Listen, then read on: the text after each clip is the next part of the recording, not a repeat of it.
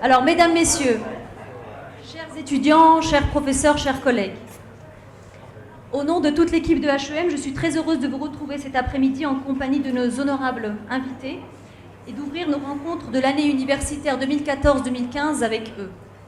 Comme chacun le sait, HEM, en tant que business school, a coutume d'organiser au sein de ses 6 campus à travers le Maroc un certain nombre de conférences, de rencontres qui n'ont pas forcément trait directement au management, mais qui peuvent être d'ordre culturel, social, politique ou économique. Il est en effet fondamental pour nous de former des managers, certes, mais des managers citoyens, ouverts à leur environnement, ayant une bonne culture générale et dotés de ce que l'on a coutume d'appeler à HEM un esprit de citoyenneté active. Comme chacun d'entre vous le sait également, HEM, qui entame sa 27e année d'existence, a conclu en avril 2013 un partenariat historique avec la SFI, Société financière internationale, membre du groupe de la Banque mondiale, où la SFI est donc devenue actionnaire du groupe HEM. C'est là le premier investissement de la SFI dans l'enseignement privé marocain et, me semble-t-il, le seul jusqu'à présent. C'est là pour nous un réel honneur, une fierté, un beau témoignage de la transparence et de la bonne gouvernance de notre école.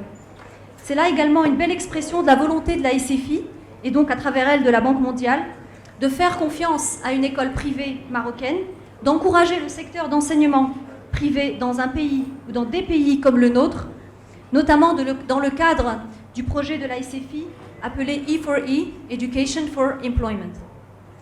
Dans ce cadre, je suis très heureuse que nous soyons réunis autour d'une thématique aussi importante que les défis de développement pour le Maroc de demain. Je suis très heureuse et honorée que nous puissions accueillir pour en débattre M. Bertrand Badré, directeur général et directeur financier du groupe de la Banque mondiale. M. Badré a un CV assez impressionnant. J'ai mis un petit moment à le lire. Je ne vous en livrerai qu'une partie, sinon ça risquerait d'être long. Donc, M. Badré a commencé sa carrière en 1989 comme assistant du directeur financier du groupe BFI et Bexa, une entreprise franco-américaine qui fait à présent partie du groupe Avnet. Ensuite, de 1995 à 1999, il a travaillé pour le ministère français des Finances. En 1999, M. Badré a rejoint la Banque Lazare, qui le mène, elle, à Londres, à New York et au Togo. Il a été entre 2004 et 2007 associé gérant de Lazare à Paris. Il a également été directeur financier du Crédit Agricole de 2007 à 2011, puis directeur financier du groupe Société Générale. M. Badré est arrivé à la Banque mondiale en mars 2013. Parallèlement à tout cela, M. Badré a par ailleurs détenu des mandats d'administrateur au sein de diverses sociétés et a été invité à intégrer l'équipe des conseillers du président Chirac en 2003. Et puis enfin, je vous dirai aussi que M. Badré est diplômé de l'ENA, de Sciences Po Paris, de HEC, de l'Université Paris 4 Sorbonne où il a étudié l'histoire. Voilà, c'est tout.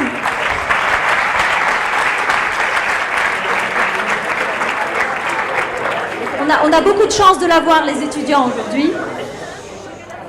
Donc, Monsieur Badré, bienvenue au Maroc, bienvenue à HEM et merci d'être parmi nous aujourd'hui. Je suis par ailleurs très heureuse d'accueillir parmi nous cet après-midi notre collègue et ami, Driss Xiques, directeur du 16e Centre de recherche de HEM. Driss Xiques a également un CV non seulement original, et à HEM c'est bien cela qui nous plaît, mais dont le déroulé pourrait aussi prendre autant de temps. Outre le fait de diriger la recherche à HEM, Driss Xiques est professeur de méthodologie depuis 1996 à HEM. Il anime plusieurs ateliers d'écriture et contribue à plusieurs revues littéraires et critiques internationales. Il est écrivain, journaliste, critique littéraire et ancien rédacteur en chef du magazine marocain Tel Quel. Multipliant les projets mettant l'art, la culture et le débat au cœur de la cité, il est cofondateur des rencontres d'Averroès à Rabat, de Daba Théâtre Citoyen, du collectif Vivre Ensemble, de Divan Public et co-responsable scientifique des États généraux de la culture au Maroc. Auteur de théâtre par ailleurs et dramaturge reconnu sur la scène internationale, il est par ailleurs auteur de récits, essais et pièces de théâtre que je ne citerai pas parce que là aussi ça serait trop long. Il a reçu plusieurs prix et distinctions dont les 2 derniers en 2013 nominé pour le prix du meilleur dramaturge francophone Maison des auteurs membres de la SACD et en 2014 nominé pour le prix RFI Théâtre. Voilà. Alors Driss, évidemment, je ne te dis pas bienvenue.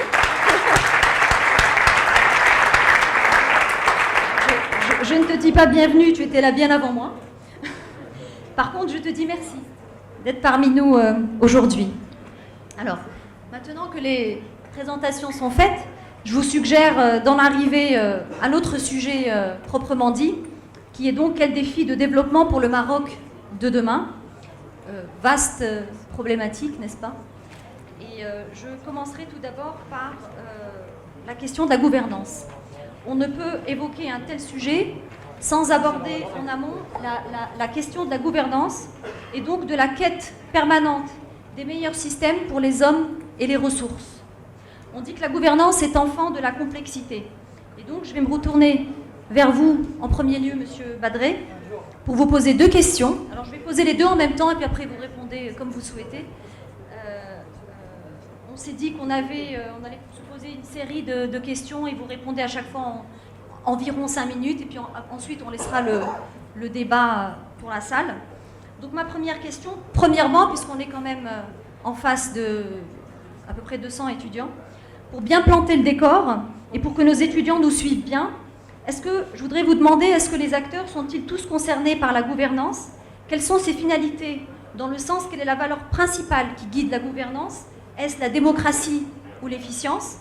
Et puis aussi, quels sont ces mécanismes principaux, en tout cas ceux que vous préconisez en tant qu'institution internationale pour améliorer la gouvernance dans les différents pays?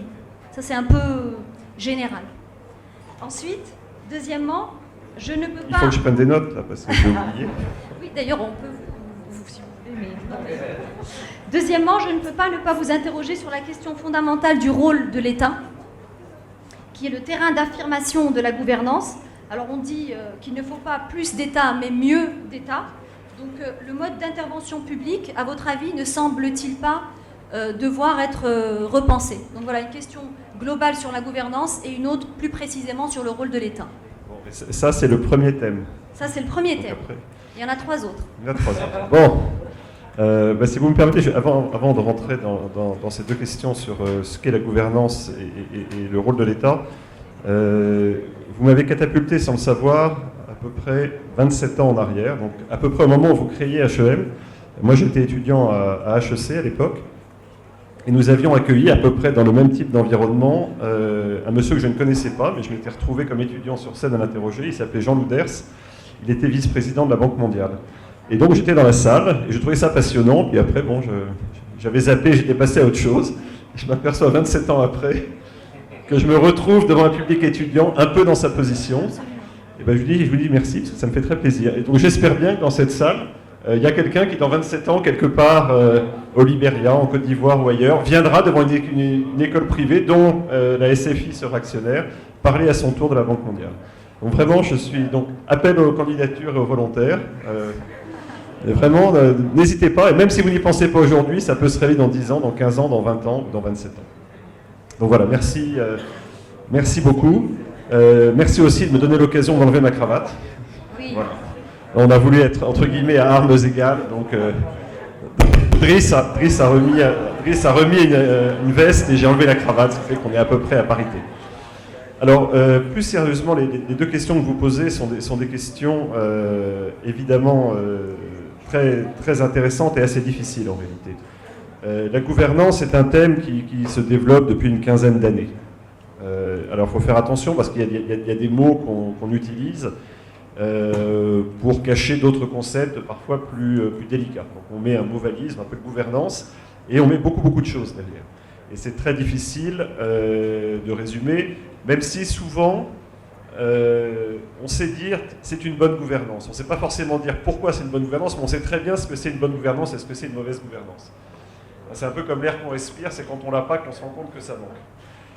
Donc c'est un peu ça le thème. Et donc la gouvernance, ça n'est pas que l'État, certainement pas. C'est la manière, d'une certaine manière, dont fonctionne un pays, une société, dont les décisions sont prises, dont on rend compte de ces décisions auprès des citoyens, mais ça peut être aussi auprès des consommateurs, auprès des riverains d'une zone, etc. Enfin, c'est toute cette mécanique de là. Alors c'est très difficile en français, on parle de accountability aussi, la manière dont une décision est prise de manière responsable, informée, et dont on peut aussi rendre compte de la décision de manière transparente. C'est-à-dire que je trouve qu'un des critères importants de la gouvernance, pardonnez-moi parce que je passe mon temps à travailler en anglais, donc c'est une joie immense de parler en français aujourd'hui, mais quelquefois je dois réajuster le cerveau. C'est le test de la disclosure, de la capacité à dire. Et je dis souvent que si on ne sait pas dire, c'est qu'il y a un problème. C'est souvent, parfois aussi simple que ça. Et donc la gouvernance, pour moi, c'est vraiment l'alchimie un peu compliquée qui fait qu'une société fonctionne de manière saine ou pas saine. Je ne crois pas qu'il y ait de recettes, en revanche. Je ne crois pas qu'il y ait de recettes. Et de même sur le rôle de l'État, je ne crois pas qu'on puisse dire plus d'État, mieux d'État. Alors surtout venant de France, où c'est des débats que j'ai eus 25 fois, j'ai dû faire 10 dissertations dans l'ensemble des diplômes que vous avez évoqués sur est-ce qu'il vaut mieux d'État, moins d'État, plus d'État, un État différent, etc. Là aussi, je pense qu'il faut se garder de toute approche prescriptive. On l'a souvent d'ailleurs reproché à la Banque mondiale et au FMI, d'ailleurs dans ce qu'on appelait quelque chose que les gens ici ne peuvent pas connaître, parce que c'était vraiment au début des années 90, le consensus de Washington, où on était très prescriptif. On disait aux États, ben voilà comment ça marche. Et le vrai changement depuis cette période, c'est qu'il n'y a plus une voie unique de comment ça marche. On essaie de s'adapter à chaque pays. Ça ne veut pas dire qu'il faut accepter n'importe quoi dans ce qu'on fait avec chaque pays. Évidemment, il faut continuer à être exigeant. Il faut continuer à rappeler qu'une bonne gouvernance, c'est important. Mais il faut rentrer dans un dialogue, encore une fois, exigeant sur l'adaptation à chaque pays. Alors là aussi, c'est beaucoup plus facile à dire qu'à faire, parce qu'après, on rentre pays par pays dans une discussion qui peut parfois être assez virile. Je ne vais pas faire l'inventaire de tous les pays sur la planète dans lesquels on intervient, mais c'est vrai qu'il y a une gamme assez large de pays où la gouvernance n'est pas parfaite. Voilà. Donc là aussi, il faut accepter que ça n'existe pas, mais il faut aussi se donner les moyens de contribuer. Donc je ne crois pas que ça soit un niveau d'intervention de l'État qui serait défini par un poids dans le PNB, qui serait défini par un niveau de prélèvement obligatoire, par un poids de dépenses publiques, tous ces indicateurs que vous connaissez bien.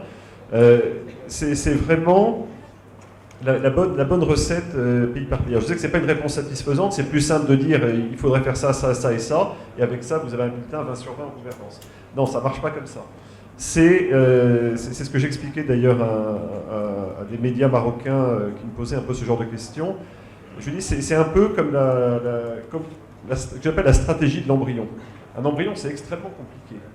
Il n'y a pas vraiment de mode d'emploi, et c'est vraiment fondamentalement la machine humaine qui met en place les bons éléments dans le bon ordre au bon moment. Et c'est très sophistiqué, c'est de l'horlogerie. Et c'est pour ça que la Banque mondiale toute seule n'a pas la réponse, mais c'est pour ça que l'État marocain tout seul n'a pas la réponse, c'est pour ça que les NGO marocaines n'ont pas la réponse, etc., etc., et que ça se définit ensemble et que c'est dynamique, ça change dans le temps. Voilà.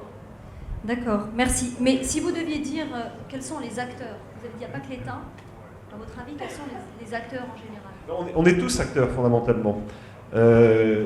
Je me souviens, j'ai travaillé beaucoup avec une personne qui aimait beaucoup le Maroc, d'ailleurs, qui me l'a fait aimer, qui s'appelait Michel Cantu.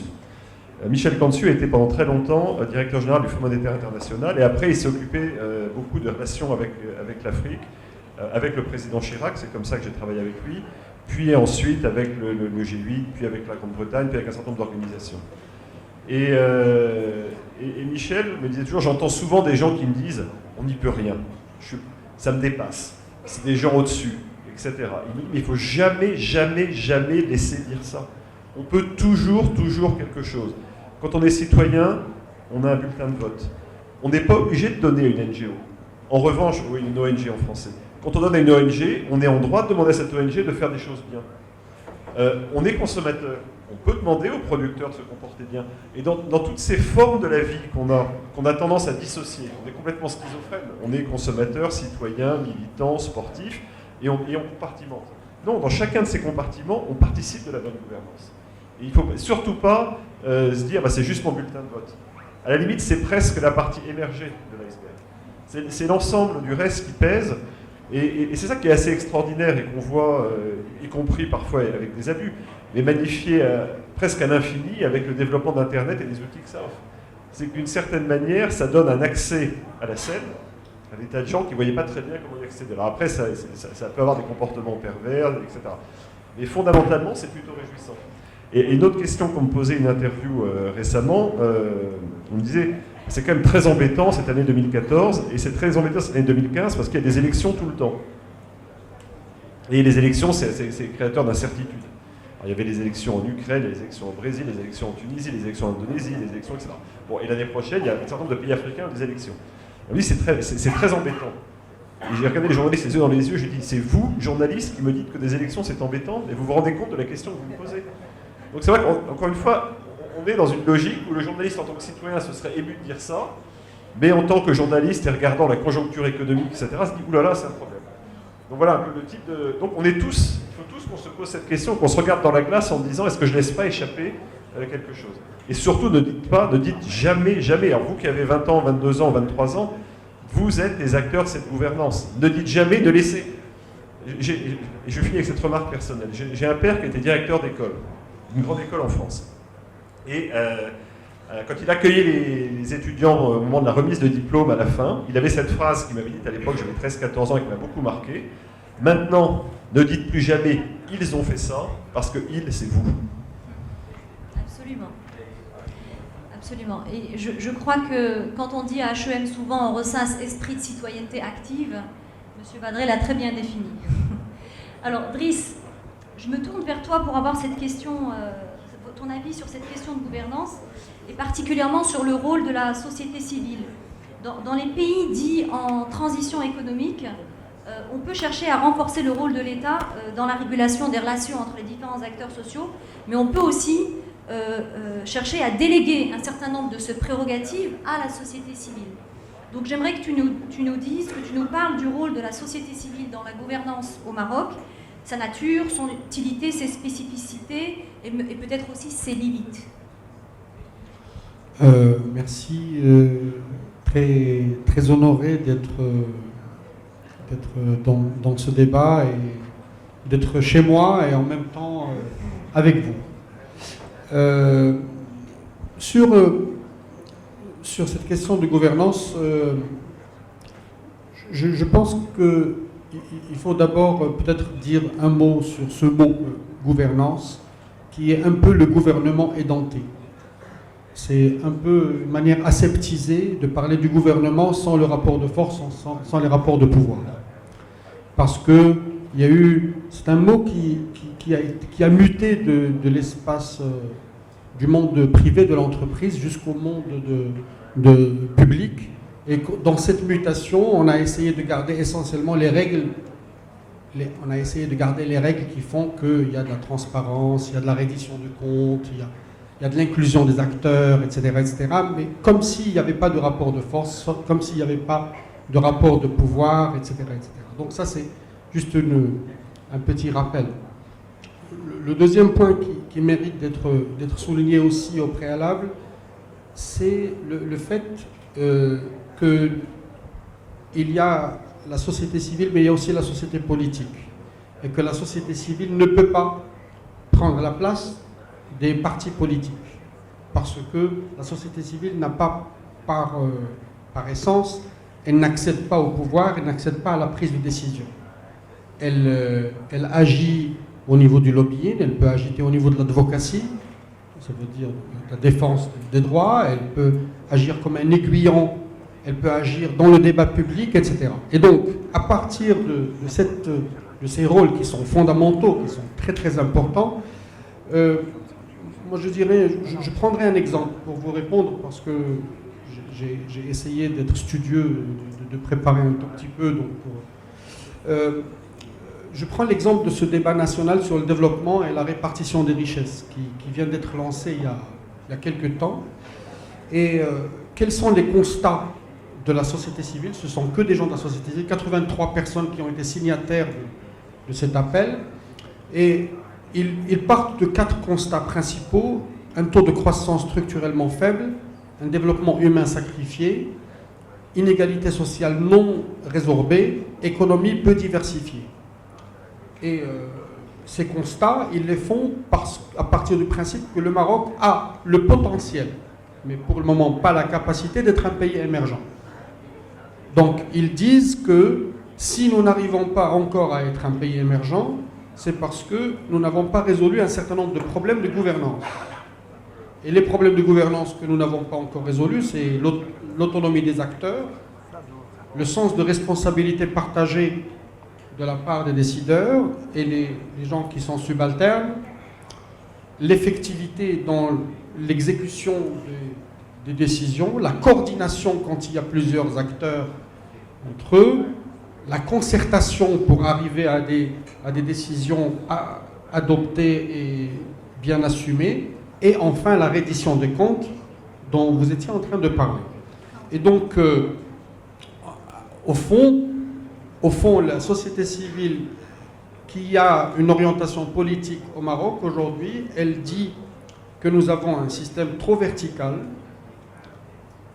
dans lequel, malgré le fait qu'il y a la volonté des acteurs de prendre part, cette verticalité, elle est écrasante. Il dit qu'il est un système un peu clientéliste, et donc qui limite les règles de jeu communes, et donc une faible intégration de règles communes. Et enfin, des défaillances en termes d'exécution et arbitraires au niveau de l'évaluation.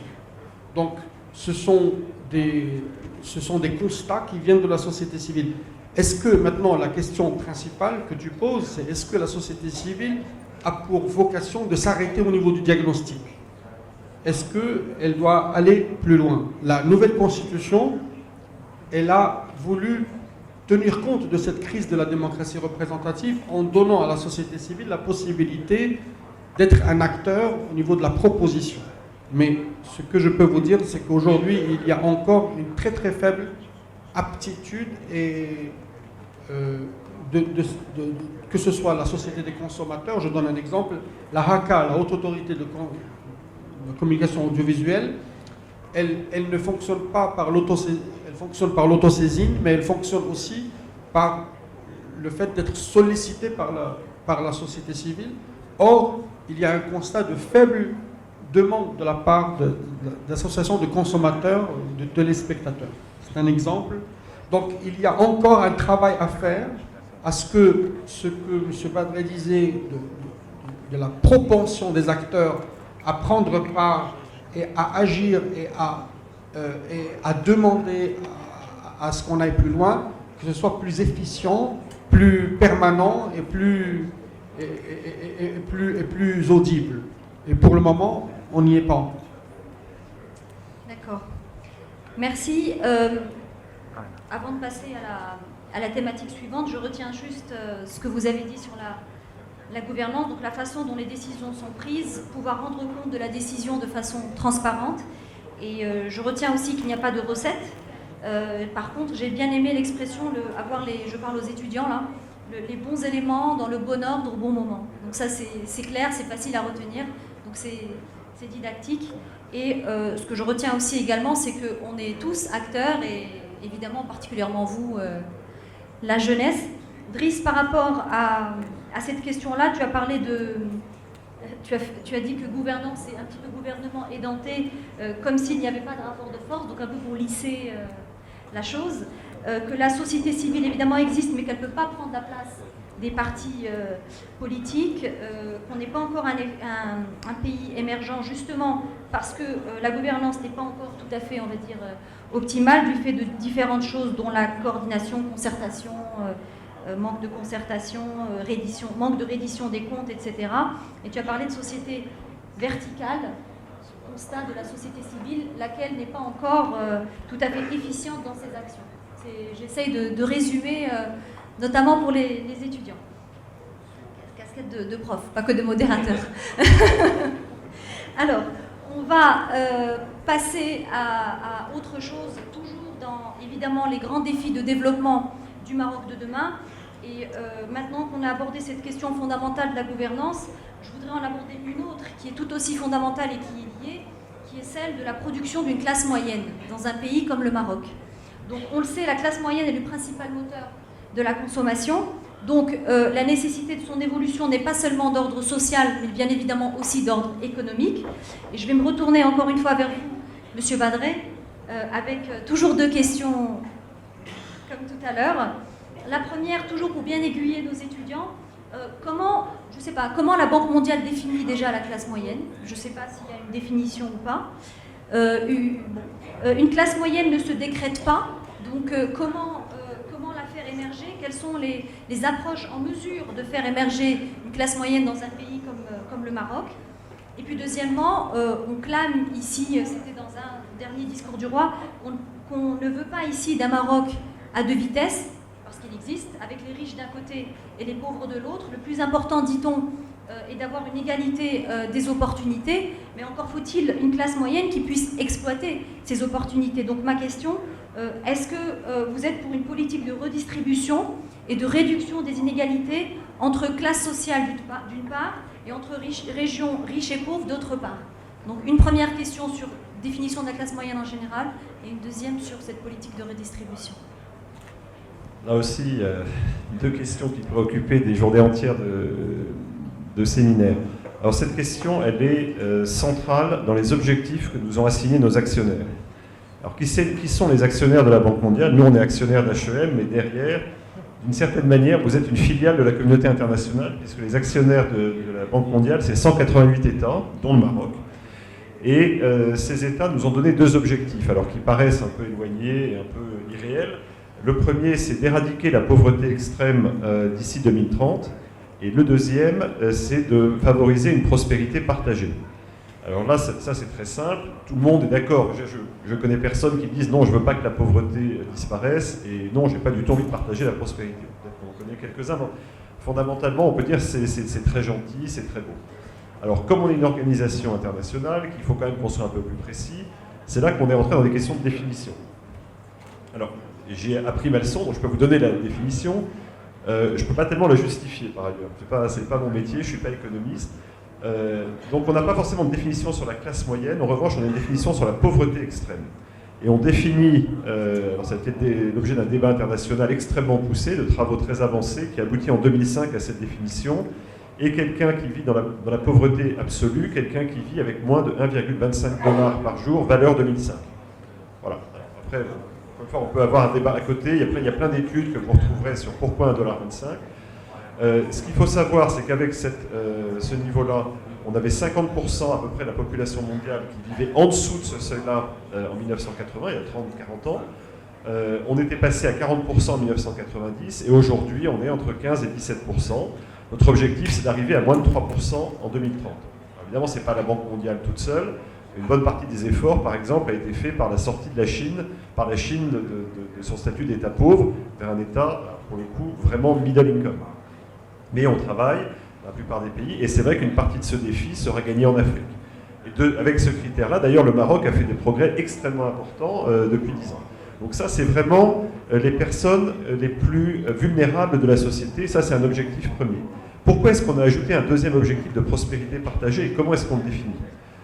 On le définit en disant qu'il faut que le revenu des 40% les plus pauvres, alors on ne demandez pas pourquoi 40 et pas 35 ou 45, on va dire 40, mais le concept est important.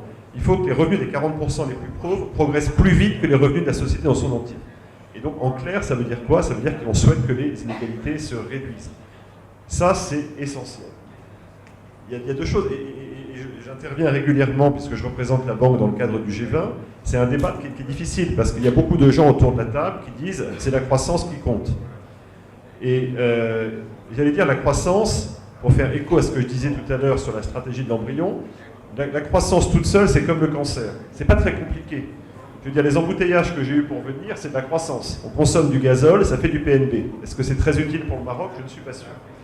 Donc, la croissance toute seule ne suffit pas. En revanche, une croissance qui est partagée, une croissance qui bénéficie au plus grand nombre, ça c'est important. Mais je veux dire, comme la gouvernance, c'est compliqué. Ça ne se fait pas tout seul. Donc là aussi, pour nous, c'est absolument central de travailler à des sociétés moins inégalitaires. Alors, c'est non seulement moralement justifié, je pense que c'est important d'avoir aussi cette approche morale. Je pense qu'on a besoin dans la vie, et je le dis à vous, si j'ai un conseil, je ne suis pas encore complètement vieux, mais de plus âgé que vous, trouvez-vous une boussole et gardez-la. Gardez le cap sur un compas. Après, il y a plusieurs manières de suivre le cap, mais ne perdez pas votre compas moral, par pitié. Ça, c'est très très important. Donc, on peut avoir un cap, ça c'est important, et avoir plusieurs manières d'y parvenir. Je suis perdu avec mes compas, moi j'ai perdu mon compas là. C'est ce que j'étais en train de dire. Vous étiez en train de dire que les revenus des 40% des voilà, plus pauvres... Je reviens à ma définition. Voilà. Toujours revenir aux définitions, ça c'est aussi une bonne recommandation pour des étudiants.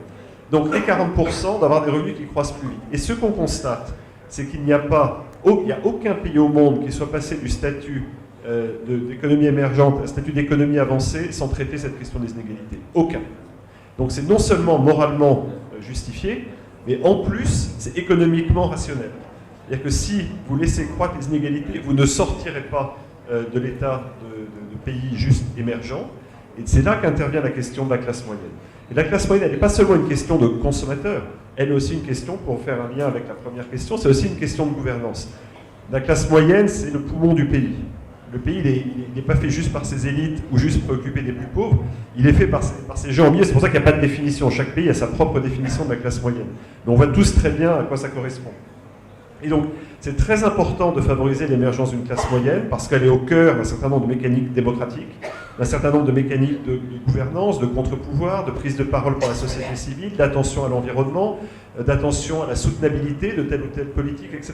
C'est essentiel, et évidemment, pour revenir à ma question de revenus par habitant, aussi pour la croissance économique. Donc il faut avoir l'ensemble de ce panorama, et pour nous, c'est crucial.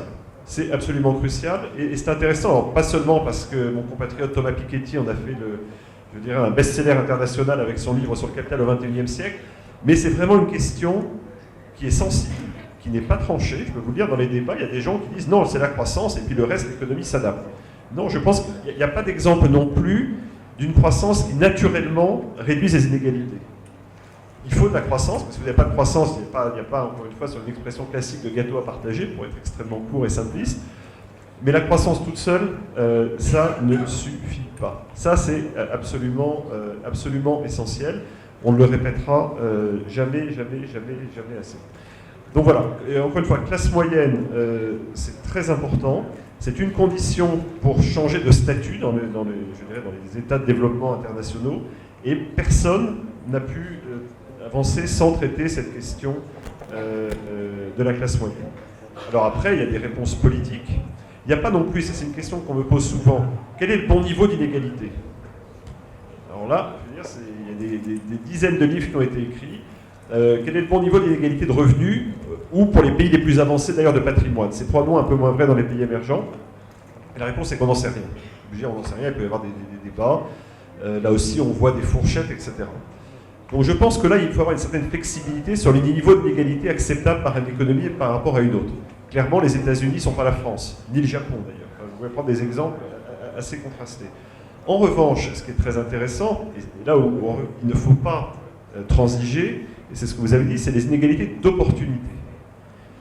C'est l'exemple, là aussi, puisque j'ai appris que, en voyant Casablanca, place financière ou Financial Center ce matin, ça allait être construit sur l'aéroport où Saint-Exupéry se posait.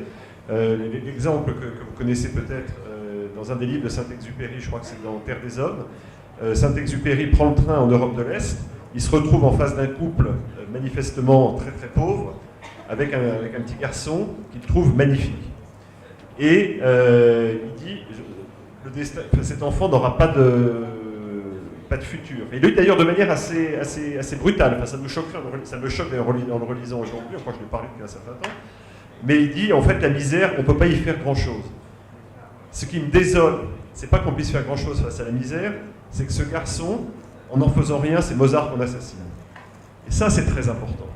Donc il faut à la fois travailler sur les classes moyennes au sens économique du terme, mais il faut aussi avoir à l'esprit que Mozart, Einstein, etc. et quelques autres, c'est avec ces inégalités d'opportunités qu'on peut les traiter, et ça c'est très important. C'est la dimension non économique de la classe moyenne, c'est l'accès à l'éducation, à la santé, etc. Et ça c'est absolument crucial. Voilà, je suis désolé, j'étais un petit peu long. Non, pas du tout. On va arriver à la question de l'éducation tout à l'heure. Je me tourne vers toi, Driss. Le CESEM a mené une étude sur la classe moyenne il y a quelque temps, n'est-ce pas? Sur ce que cette classe moyenne au Maroc devait avoir comme profil, comme revenu. Et le centre de recherche avait fait cette étude vraiment parallèlement à celle du Haut Commissariat au Plan. Vous aviez sorti les résultats quasiment en même temps. Donc est-ce que tu pourrais nous dire davantage de choses sur les résultats de cette étude? Et puis ensuite, quels sont pour toi généralement les défis pour développer la classe moyenne au Maroc? Je pense qu'on est d'accord. Hein. Vraiment, je ne saurais pas le dire avec autant d'éloquence. Je pense qu'il faut prendre conscience d'une chose. D'abord, le Maroc appartient à ce qu'on appelle les low middle income countries. Les low middle income countries. Le Maroc fait partie des pays à revenus moyens bas. Et ça, c'est déjà compliqué parce que nous sommes pris dans un piège, nous sommes pris dans un guet-apens dans lequel on ne produit pas assez pour pouvoir consommer, pour pouvoir produire de la richesse. Et donc ça limite la question de la classe moyenne par définition, dès le départ. Ça, c'est un premier point. Le deuxième point, il faut savoir, moi je suis beaucoup plus proche des sciences humaines et des sciences sociales, et dans les sciences sociales, on dit qu'on fait partie de la classe moyenne lorsqu'on a capacité à faire mobilité sociale. La classe moyenne n'est pas la classe médiane. Ce n'est pas la moyenne des classes. C'est la capacité à faire mobilité sociale. Et la classe moyenne est par définition prise dans un entre-deux entre l'angoisse du déclassement, l'angoisse de devenir pauvre, et l'envie d'aller plus haut, d'accéder à une... Et donc, c'est la seule classe sociale qui est tenue par une énergie, soit positive, soit négative. Et ça, c'est une question fondamentale. Donc, du coup, quand on a voulu travailler sur la classe moyenne, c'était en 2009. Je vous montre le dossier de la revue dans laquelle la classe moyenne, c'est qui ? Parce que ça avait fait énormément de débat au Maroc quand on avait fait ce travail. D'abord, on n'est pas parti d'une approche par revenu, mais on est parti d'une approche par dépense. Je m'explique. Les revenus déclarés au Maroc n'intègrent pas la part informelle des revenus, les doubles sources de revenus, etc., etc., etc. Donc, le travailler à partir du revenu n'a pas beaucoup de sens au Maroc. Donc, contrairement au HCP qui a travaillé à partir de revenus, nous, on a travaillé à partir des dépenses. Mais on a travaillé à partir des chiffres du HCP sur les dépenses des ménages. Donc, on a utilisé le... Maintenant, ce n'est pas suffisant de dire qu'on a travaillé à partir de cela. On a travaillé, si on dit que la classe moyenne, c'est la prise en compte de la mobilité sociale, qu'est-ce que ça veut dire ? Eh bien, ça veut dire précisément une école qui permet de faire mobilité sociale. La question de la santé, ça veut dire pouvoir avoir accès aux soins de santé. Et au mieux, quand on est dans la classe moyenne supérieure, épargne pour avoir accès à la culture et au divertissement et aux loisirs et aux voyages. À partir de ça, ce sont des critères définis par plusieurs sociologues, économistes dans le monde entier. À partir de là, on s'est retrouvé avec des fourchettes de dépenses, je dis bien d'un ménage de 4 personnes qui vont de 11 000 dirhams par mois pour un ménage de 4 personnes jusqu'à 20 000 dirhams. Donc nous avons là-dedans, net. Et là, on parle de 3 catégories de 11 000 à 14 400, de 14 500 à 16 500 et de 16 500 à 20 000. Là, nous avons 3 types de catégories. Et la discussion que j'ai eue avec le haut commissaire au plan, lorsqu'ils avaient, eux, sorti leurs chiffres qui étaient bien en deçà de ce qu'on est en train de dire, c'était justement qu'eux travaillaient sur la classe médiane, mais qu'ils donnaient une fausse promesse aux gens de dire qu'ils sont classe moyenne sur la base des revenus que nous ne pouvons pas vérifier, alors que nous essayions de nous rapprocher au mieux d'une estimation qui tient compte de ce que veut dire la classe moyenne en termes de mobilité. Et bien entendu, comme vous le savez, l'école de qualité permettant de faire mobilité sociale n'est pas l'école publique. Donc là c'est un problème qu'il fallait intégrer dans les calculs, etc. etc.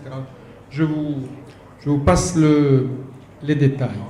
Ce que je voudrais rajouter sur cette question de classe moyenne, c'est que, là aussi je suis tout à fait d'accord, on ne peut pas parler de classe moyenne uniquement d'un point de vue économique. La classe moyenne, c'est aussi cette force qui a un rôle par rapport à la participation, par rapport aux valeurs, par rapport au fait d'être un moteur dans la société. Ça, c'est une question. Bien sûr, il y a la consommation, mais il n'y a pas que la consommation. Et là-dessus, je voudrais faire une distinction entre une société d'hyperconsommation et une société à forte classe moyenne. Ce n'est pas la même chose. Parce qu'une société d'hyperconsommation, il faut aller voir le taux d'endettement des ménages. Nous n'avons pas d'études sur le taux d'endettement des ménages qui nous permet de voir combien de personnes aujourd'hui. Il y a aujourd'hui des données qui disent que plusieurs sociétés de crédit à la consommation sont devant des problèmes réels par rapport à cette question-là. Et donc, on peut avoir du fake middle class, de la fausse classe moyenne qui est là. Et enfin, quand je dis la participation, la question des valeurs, sans classe moyenne, il n'y a pas participation active dans la vie politique, la vie citoyenne, parce que quand on est pauvre, on se bat pour la survie, et quand on est nanti, généralement on cherche à préserver ses privilèges. C'est quand on est classe moyenne qu'on a des raisons plus objectives, parfois plus personnelles, et même subjectives, pour s'impliquer davantage dans la cité. Merci. Merci. Donc avant de passer à la thématique suivante que tu as déjà évoquée, qui est très importante et qui est l'éducation, on ne peut pas ne pas en parler dans une école. Je reprends juste rapidement, juste pour synthétiser effectivement la définition de la Banque mondiale sur la pauvreté extrême, qui est donc d'avoir moins de 1,5 $, c'est ça ? 25 $ par 1,5, c'est bien ce que j'ai noté, par jour, et qu'aujourd'hui on est 15 à 17% en dessous de ce seuil dans le monde. Vous avez dit qu'il n'y avait pas une définition de la classe moyenne en elle-même, et qu'on la définit, on va dire, autrement, comme quoi le revenu des 40% des plus pauvres doivent progresser plus vite que les revenus... J'ai dit que c'était... il fallait que la croissance contribue à réduire les inégalités. Ce qui veut dire, en creux, à développer une classe moyenne et pas une classe avec deux extrêmes. Absolument. Alors là, vous êtes d'accord en fait surtout, particulièrement sur le fait que la classe moyenne, quand on en parle, c'est pas que simplement d'un point de vue économique, également d'un point de vue et surtout social. Tu as dit, Driss, que c'était la capacité, qu'une classe moyenne, c'est la capacité à faire, voilà, mobilité sociale. Et donc l'étude qu'a menée le CESEM par opposition à celle de, pas opposition, mais complémentaire à celle du HCP, c'est que nous on est parti d'un point de vue dépenses, alors que le HCP est venu d'un point de vue revenu, ce qui est différent. Et du coup, la classe moyenne dans ce dossier-là n'a rien à voir avec celle qui avait été donnée par le HCP. Ici, elle est beaucoup moins grande, on va dire, au Maroc. Et j'ai bien aimé ton idée sur la différence entre l'hyperconsommation, qui peut être induite par un endettement trop grand, par opposition à une classe moyenne, la vraie, dans le sens où tu l'as dit. Alors, on va passer maintenant à une autre thématique, donc je disais, qui est l'éducation. On ne peut certainement pas aborder les défis de développement du Maroc de demain sans évidemment parler des questions de l'éducation, puis après on parlera d'emploi. Donc le Maroc, oui, a fait des progrès les 15 dernières années sur ce point, mais il faut avouer que ces deux éléments-là, c'est-à-dire l'éducation et l'emploi, restent les points noirs pour notre pays. Alors pour ce qui est d'éducation, on doit l'analyser à 3 niveaux, le primaire, le secondaire et le supérieur. Pour ce qui est du primaire et du secondaire, il faut savoir que le taux de scolarisation aujourd'hui, je donne juste quelques chiffres pour planter le décor, a dépassé les 96%, donc pratiquement tous les petits-enfants entrent à l'école. Le souci aujourd'hui, ce n'est plus l'accès à l'école, mais plutôt le maintien de la scolarisation, puisque ce taux de 96, voire 99% parfois, chute à environ 70% pour le secondaire collégial et à environ 50% pour le secondaire qualifiant, et il chute encore plus à 13% sur le supérieur. Donc pour le dire de façon très simple, sur 100 enfants qui rentrent, qui vont rentrer, sur 100 enfants, vous en avez 96 qui vont rentrer faire le primaire et seulement 13 qui vont atteindre le supérieur et encore moins qui vont être diplômés du supérieur. Donc même si on a fait des progrès, il y a quelque chose qui cloche. Là, Driss, je m'adresse à toi d'abord pour cette question. Déjà, une question très générale, où se situe le principal défi pour le Maroc en termes d'éducation? Je sais que on pourrait en passer une semaine à parler de ça, mais si tu pouvais donner juste les grands axes. Et puis ensuite, j'aimerais bien avoir ton avis sur la formation à l'ère du numérique. Peut-il y avoir émergence de nouveaux systèmes éducatifs maintenant qu'on est rentré au 21e siècle avec cette génération en face qui est hyper connectée, qui est probablement certains d'entre eux les smartphones à la main, à faire des posts en live, etc. Donc si tu pourras nous donner ton avis là-dessus aussi. Merci.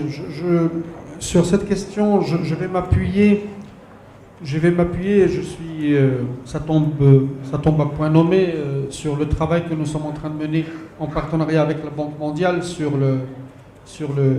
l'école, avec mon collègue Azdin Aqsbi, avec Hassan Saïr ici présent, avec Kamal Braham qui est spécialiste éducation à la Banque mondiale. Nous sommes en train de mener un travail d'évaluation et de ce travail, nous nous rendons compte que la question clé, c'est la question de la gouvernance éducative. On revient à la gouvernance par l'école parce qu'on se rend compte que la question de la gouvernance est une clé déterminante. Pourquoi ? Je vous fais rapidement les constats. Faible déperdition précoce, faibles acquisitions en langue et en sciences, il y a des évaluations qui ont été faites, gestion de marché et de ressources humaines défaillantes, faible ratio, coût-efficacité. Alors, et donc quand on voit deux rapports qui ont été faits dernièrement, celui de Transparency Maroc en 2008, il parle de faible autonomie des unités de base. Les unités de base, c'est l'école. L'école, le directeur d'école n'a pas prise sur quoi que ce soit par rapport à ce qu'il fait dans son école, en termes de gouvernance. Le Conseil supérieur de l'enseignement, dans son dernier rapport, il nous parle de faible orientation stratégique au niveau du contrôle et de l'évaluation.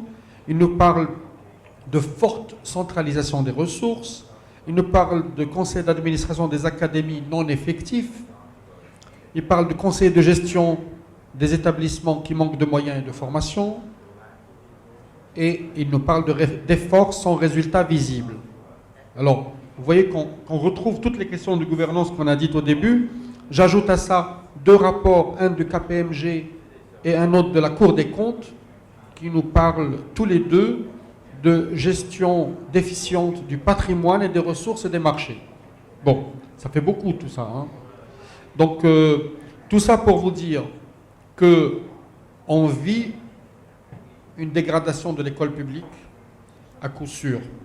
Deux, qu'il n'y a pas de réflexion, il y a une absence de réflexion sur un partenariat public-privé qui mette l'intérêt de l'apprenant au centre. Qu'est-ce que ça veut dire, mettre l'intérêt de l'apprenant au centre ? Ça veut dire, je peux avoir des structures gratuites ou des structures payantes, ça dépend qui paye. Ça peut être l'État qui paye pour celui qui n'a pas les moyens, mais l'essentiel, c'est d'aller dans une structure qui lui permet de s'en sortir. Donc cette réflexion n'existe pas. Il y a absence de cette réflexion. Et puis, il y a malheureusement le diktat de l'intérêt privé des enseignants et des encadrants qui nous donnent des problèmes de corruption, de fraude, et de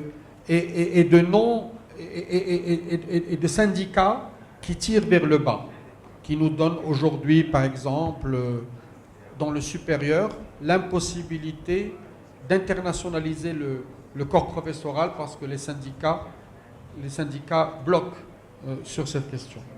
Donc, je suis désolé de brosser un tableau aussi sombre sur la question de l'éducation, mais les rapports que nous avons, même les rapports officiels de l'État, font un constat catastrophique. Nous sommes en train de travailler sur des recommandations, nous voulons faire avancer les choses, nous voulons travailler avec des acteurs, nous sommes en train de mener des focus group et des tables rondes pour essayer de trouver des pistes à partir desquelles on peut sortir de l'ornière. On vous en dira plus. Alors sur le deuxième point que tu évoques sur le numérique, je pourrais répondre à partir d'un ensemble d'études qui ont été menées, d'un point de vue psychologique et sociologique sur les nouvelles générations, et ce qu'on en a tiré aujourd'hui d'un point de vue éducatif, qu'est-ce que ça implique. Nous avons affaire à donc en termes surtout de profil, ce dont nous devons être conscients. Il y a une génération qui a moins de prédispositions que les générations d'avant par rapport aux logiques séquentielles, successives et narratives. Ils ne sont pas là pour qu'on leur raconte des histoires, donc plutôt ils sont pour le développement d'aptitudes cognitives simultanées et fluides.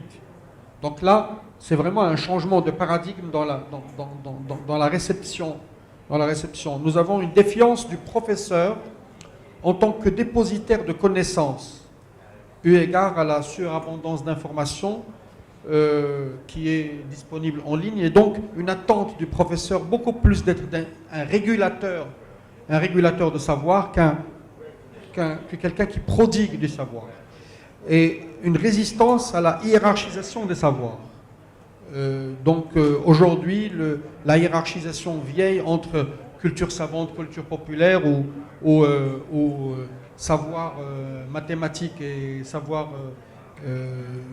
économique ou littéraire, etc., est une question qui est en train d'être remise en cause. Et enfin, une demande de collaboration et d'implication pour aboutir à un leadership participatif et à l'écoute. On est beaucoup plus...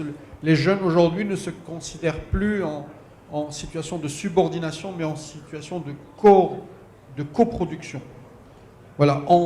Brièvement, ce que cela veut dire au fond, c'est comme le dit Michel Serres dans son livre Petite Poussette, si nous ne revoyons pas le système avec lequel on fonctionne en classe et dans nos écoles par rapport à qu'est-ce que veut dire le dispositif d'apprentissage, qu'est-ce que veut dire l'échange avec l'étudiant, on aura raté le coche.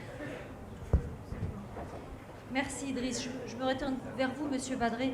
Est-ce que vous voulez d'abord réagir sur ce qu'il a dit sur l'éducation en général? Ensuite, moi j'ai une question sur l'enseignement supérieur en particulier. Peut-être je vous laisse... Oui, non, sur l'éducation en général et sur le fait que c'est une des difficultés du Maroc, évidemment, je suis d'accord, nos équipes travaillent ensemble. L'accès à l'éducation est un grand succès. Une des questions majeures, c'est la qualité derrière. Qu'est-ce que les enfants qui ont accès au système, et c'est déjà bien, il ne faut pas non plus nier, c'est mieux que de ne pas avoir d'enfants à l'école. Mais qu'est-ce qu'on fait avec ça? Et ça, c'est très important. Et évidemment, on est derrière et on travaille avec les autorités, avec vous, avec un certain nombre de personnes pour traiter cette question. Alors, l'éducation, c'est évident que c'est un des aspects majeurs du développement. On parlait des classes moyennes tout à l'heure. Il ne peut pas y avoir de création de classe moyenne s'il n'y a pas un système éducatif qui fonctionne.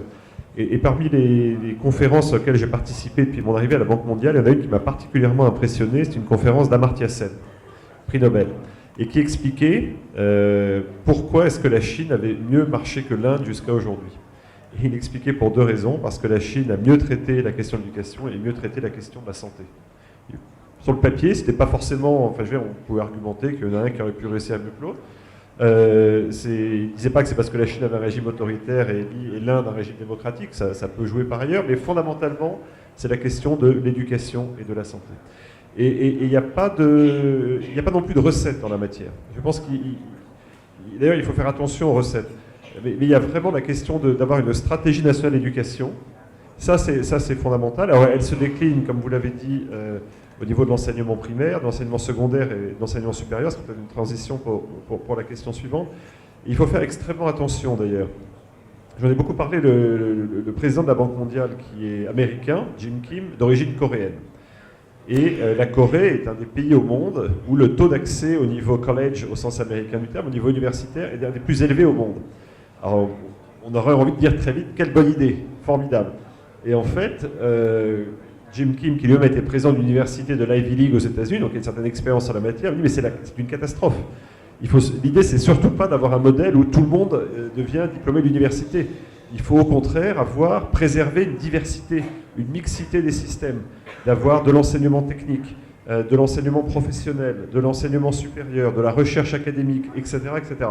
Et c'est vraiment l'éducation, encore une fois, je reviens peut-être toujours à mon embryon, mais c'est un écosystème, ça se construit. Donc il ne faut pas Il ne faut pas avoir d'espèce de recette aboutie. Je vois même dans mon pays, la France, on a dit qu'il faut 80% des gens au bac, très bien. Donc c'est devenu un mélange de, on abaisse un peu la barre du bac et on monte les gens.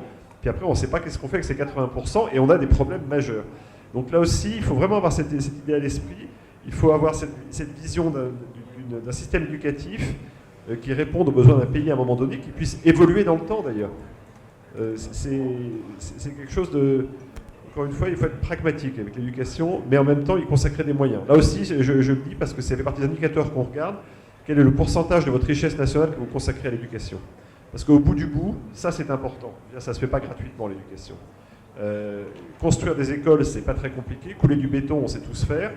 Mettre des enseignants formés, vérifier que les enfants vont à l'école, qu'on regarde les résultats à la fin d'année, ça c'est beaucoup plus compliqué. Et c'est là-dessus qu'il ne faut pas non plus transiger. Je pense que voilà. Il n'y a pas de recette, mais en tout cas, il y a quelques principes simples, c'est prioritaire, ça demande de l'argent, et il faut savoir s'adapter au fur et à mesure que le pays se développe. D'accord, donc je vais en venir à ma dernière question sur ce sujet, et je voulais vous interpeller, puisqu'on est dans une business school, sur l'enseignement supérieur au Maroc. Et avant de poser ma question, je vais vous livrer 2 éléments d'information, je ne sais pas si vous les avez ou pas, mais pour pouvoir répondre en connaissance de cause. Alors la première, c'est que aujourd'hui, je vais juste vous donner quelques chiffres. Le système public marocain, bon, vous le savez, est totalement gratuit. Le nombre d'étudiants dans ce système public est passé de 447 000 il y a 3 ans, année scolaire 2010-2011, à 656 000 cette année, année scolaire 2014-2015. Ce qui veut dire qu'en seulement 3 années, vous avez eu une augmentation des effectifs d'à peu près 47% en 3 ans. Sachant que la capacité de l'université publique, la capacité en termes de places, aujourd'hui, année 2014-2015, est de 413 000 places. Or, on a 656 000 étudiants. Ce qui fait que nous sommes en sous-capacité cette année scolaire de 59%. Ça, c'est un fait. D'un autre côté, vous avez le système d'enseignement supérieur privé, dont évidemment HEM fait partie, qui représentait presque à peu près 10% de l'effectif étudiant global il y a 3 ans, en 2010-2011. Aujourd'hui, il ne représente que 5%. Ça a baissé, alors que l'objectif initial de la charte de l'éducation marocaine, il y a eu une charte dans les années 2000, prévoyait qu'on arrive à 20%. Donc on était à 10, maintenant, 3 ans plus tard, on est à 5, alors que l'objectif, c'est 20. Ça, c'est le premier, quelques données, en fait, sur le poids de l'enseignement public et privé. Et puis la deuxième chose que je voulais vous livrer comme information, je ne sais pas si vous le savez aussi, mais les diplômés du privé au Maroc, de n'importe quel établissement privé, évidemment pas que HEM, n'ont toujours pas au Maroc ce qu'on appelle l'équivalence. Et notre ministre de tutelle actuellement n'y est pas très ouvert,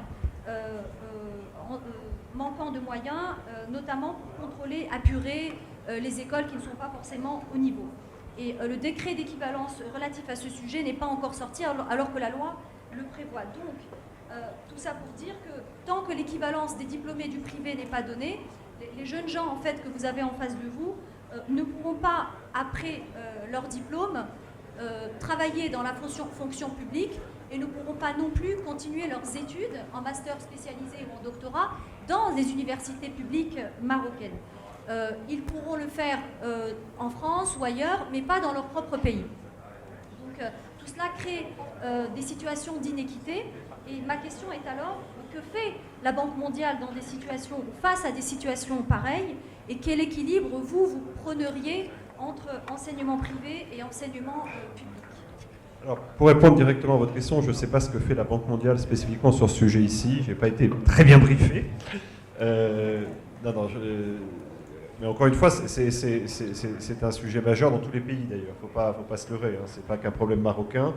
Les tensions entre système privé et public, on les trouve dans à peu près 100% des pays de la planète. Donc là, il faut rester très calme. C'est des tensions, quand elles sont bien maîtrisées, qui sont fécondes et qui apportent de la dynamique. Quand elles sont mal maîtrisées, elles peuvent créer les situations que vous révélez. Alors maintenant qu'on on a un intérêt, puisqu'on est actionnaire d'HEM, on va avoir encore plus d'incitation à vous aider à traiter cette question. Donc je ne préempte pas la suite des discussions, mais en tout cas, si on peut aider à traiter ce problème, encore une fois, sachant que ce n'est pas spécifiquement marocain. La deuxième, pardon, c'est... Non, c'était juste quel équilibre vous prôneriez Oui, alors, entre public et privé alors là, c'est intéressant. Je parlais de l'Inde et de la Chine tout à l'heure en disant santé et éducation. Et c'est les deux secteurs sur lesquels on a le plus une approche théologique ou idéologique. Et c'est les deux secteurs où elle est probablement le moins justifiée. Vous avez dans chaque pays, là aussi, c'est pas propre au Maroc, à la France, à la Chine, des gens qui disent tout privé pour la santé, tout public pour l'éducation, ou le contraire, ou des mélanges. Là aussi, et je pense que, comme toujours, c'est peut-être mon côté financier qui me dit ne pas jamais mettre tous ses œufs dans le même panier. C'est un principe assez sage en général, le fait d'organiser la biodiversité. Donc c'est très bien quand il y a un système public lourd et pas toujours efficace, qu'il y a un aiguillon privé qui non seulement marche pour lui-même, mais en plus stimule le secteur public. Je trouve ça très bien. Et en même temps, je trouve ça très bien que quand il y a un secteur privé, que ce soit dans la éducation qui soit prépondérant, il y a un secteur public qui demeure, si possible de qualité, pour accueillir les gens qui n'ont pas accès au système privé, parce que l'universalité de l'accès aux soins, l'universalité de l'accès à l'éducation, c'est des principes importants pour le développement. Donc là encore, je ne vous fais pas une réponse qui pourrait dire, ben voilà, c'est 85-15 ou 75-25, ça n'aurait juste aucun sens, mais c'est certainement pas 100-0 et 0-100. Donc là, encore une fois, faisons confiance à l'intelligence de chaque pays, de chaque société, à la bonne marche de la gouvernance, pour reprendre le mot tout à l'heure, de chaque pays, de chaque société, pour trouver le bon équilibre, mais préservons pour le coup, à toute force, cette diversité dans les approches, dans les systèmes. Je pense que c'est ça qui est essentiel. Comme ça, encore une fois, c'est le principe de base. Si on ne met pas tous dans le même panier, on est protégé s'il y a un système qui ne marche pas et on peut l'adapter. D'accord. Merci. Donc, je vais enchaîner directement sur la question de l'emploi. On ne peut pas, si on parle d'éducation, on va parler d'emploi derrière, parce qu'on forme ces jeunes gens pour qu'ils puissent trouver du travail. Donc, le travail, l'emploi n'est pas seulement une source de moyens pour vivre, mais également un moyen de socialisation qui permet de structurer l'individu, d'assurer son épanouissement et son équilibre. Et donc se pose la question usuelle de l'adéquation ou de l'inadéquation entre formation et emploi, entre l'offre et la demande, qui est là un autre défi de développement du Maroc de demain. Donc la question est assez récurrente, elle a fait couler beaucoup d'encre. Donc je vais aller droit au but. Monsieur Badré, quel est votre point de vue sur ce sujet pour le Maroc particulièrement ? Alors, le thème de l'emploi, qui n'est pas un thème, comme je l'ai dit, c'est un sujet central, qui est l'accès aux revenus, c'est l'insertion, c'est l'occasion de rentrer en contact avec d'autres personnes, la sociabilité, enfin, il y a toute une série de choses qui vont avec. Ça comprend aussi le travail, je rappelle, ça me rappelle une dissertation de philosophie. Le travail vient du mot tripalium, qui est un instrument de souffrance et de torture. Donc vous voyez, ça part mal, mais ça ouvre à plein de perspectives sur la sociabilité. Donc l'emploi c'est important. Premier point. Deuxième point, et ça aussi c'est quelque chose sur lequel la vision de la communauté internationale a beaucoup évolué depuis 15-20 ans. On se rend compte que pour revenir aux questions qu'on évoquait précédemment, de croissance partagée, de croissance inclusive, de croissance soutenable dans la durée, ça repose sur le développement de l'emploi privé. Et là, c'est un sujet très important. Il y a parfois eu débat dans un certain nombre de pays avec une prime à l'emploi public. C'est pour ça que ce n'est pas forcément mal si dans le cas des équivalences, les gens ne sont pas obligés d'être fonctionnaires. Et c'est un ancien fonctionnaire qui le dit, qui d'ailleurs respecte profondément ce que j'ai fait. Mais ce que je veux dire par là, on a besoin de créer des emplois. On sait, d'après nos estimations, qu'on a besoin dans les 10 prochaines années de créer 600 millions d'emplois dans le monde. Et à 90 ou 95%, ces emplois seront des emplois privés. Alors, et encore une fois, on ne décide pas de créer des emplois privés. Les emplois privés résultent de ce qu'on a dit. C'est encore une fois cet embryon qui prend en compte un bon environnement économique, le développement d'une classe moyenne, une fiscalité appropriée, des dépenses en infrastructures adaptées, etc., etc. Mais fondamentalement, et c'est le défi d'un pays comme le Maroc, c'est le défi du continent africain. Évidemment qu'on parle de problèmes de chômage dans les pays avancés, mais qu'il y a bien des égards une capacité à l'absorber. C'est pas pour ça que c'est bien, mais il y a des outils pour le gérer, il faut l'adapter, c'est les débats qui sont en cours en Europe, aux États-Unis ou ailleurs. Le défi démographique africain, il est fondamental. Je suis allé beaucoup dans différents pays africains ces derniers temps. Pour tous les dirigeants que j'ai vus, la priorité, c'est trouver du travail pour les centaines de milliers de jeunes qui vont sortir du système scolaire plus ou moins diplômés, plus ou moins formés. Et on voit bien, enfin, c'est pas ici que je vais parler, parce que je serai beaucoup moins qualifié que la plupart d'entre vous, de ce qui a pu se passer aussi bien dans les débats du printemps arabe qu'au Brésil l'année dernière, encore en Turquie plus récemment. On voit bien que c'est ça, c'est des pays qui sont en train de se développer et qui ne créent pas assez d'emplois pour les jeunes. Et ça, si on ne traite pas cette question, on va au-devant de difficultés sociales, politiques et économiques importantes. Et donc ça, c'est central. Et ça ne se décide pas.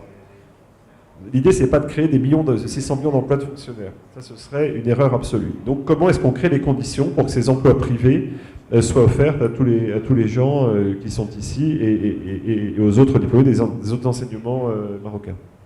Je suis tout à fait d'accord avec vous pour l'emploi privé. Tout à l'heure, quand je parlais de demande d'équivalence des diplômes d'établissements privés, ce n'est pas tant parce que ces jeunes gens rêvent d'aller dans la fonction publique, c'est davantage pour justement une équité en fait. Après, ils vont très certainement aller vers le privé. D'ailleurs, je pense qu'ils ont plus cet état d'esprit. Je vais vous dire, je parlais de biodiversité. D'une certaine manière, s'il y a une chose dont je suis extrêmement contente et qui, dans mon parcours personnel, si vous me permettez ce petit écart, c'est d'avoir été à la fois dans le secteur privé, dans le secteur public. Encore une fois, il ne faut pas opposer l'un à l'autre. Je pense qu'il y a vraiment une réalité qui s'impose au monde d'aujourd'hui, c'est le mot de coopération. Santé, éducation, développement de sa carrière personnelle, il faut savoir passer de l'un à l'autre. Le monde est extraordinairement compliqué. Si on arrive avec une vision extrêmement binaire en disant ah ben, tous les fonctionnaires c'est bien, le privé c'est pas bien, ou le contraire, c'est juste dramatique. Et encore une fois, je fais référence à des situations que j'ai pu connaître. On peut avoir des approches extrêmement binaires. Donc là aussi, soyons extrêmement ouverts. Et je souhaite que dans la salle, il y ait des gens qui aient une partie de leur carrière se passe dans le secteur privé, mais qu'à un moment donné, ils travaillent dans le secteur public et vice-versa. C'est très riche. C'est très riche. C'est comme ça que vous comprenez les contraintes. Tout à fait. Alors, Driss, si tu veux bien, une réaction assez rapide, on va dire, sur cette question de l'emploi, pour que l'on passe la parole à la salle qui va commencer à s'impatienter. Je crois que les étudiants ont des questions. Moi, je voudrais dire trois petites choses rapidement.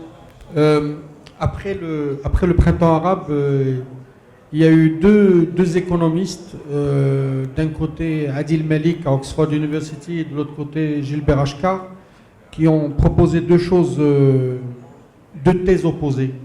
Un a dit tant que nous ne développons pas un secteur privé, mais non un secteur sous patronage, donc un secteur privé autonome, nous n'allons pas libérer réellement la force de l'emploi dans les sociétés du sud de la Méditerranée. Donc concurrence, règles de concurrence, etc. etc. Ça, c'est une thèse.